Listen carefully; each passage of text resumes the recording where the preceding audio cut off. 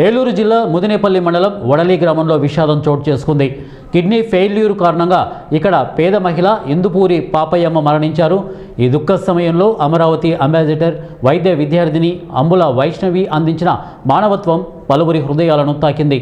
వడలి గ్రామానికి చెందిన ఇందువూరి పాపయ్యమ్మ గత కొంతకాలంగా కిడ్నీ ఫెయిల్యూర్ వ్యాధితో బాధపడుతూ ఈరోజు ఉదయం తుదిశ్వాస విడిచారు.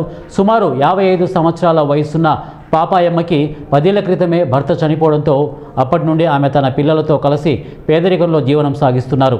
అత్యంత పేదరికం కారణంగా ఆమె కుటుంబం అంత్యక్రియలు నిర్వహించడానికి కూడా ఆర్థికంగా ఇబ్బంది పడుతున్న పరిస్థితి.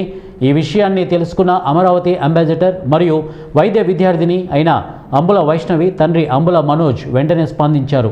మానవతా దృక్పథంతో వైష్ణవి ఆ కుటుంబానికి అండగా నిలబడ్డారు.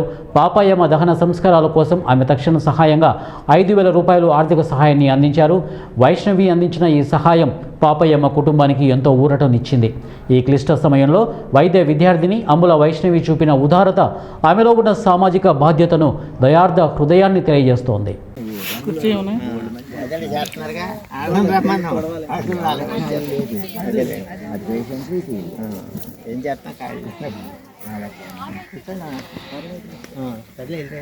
అంటే నాగరాజు వస్తాను కూర్చోండి.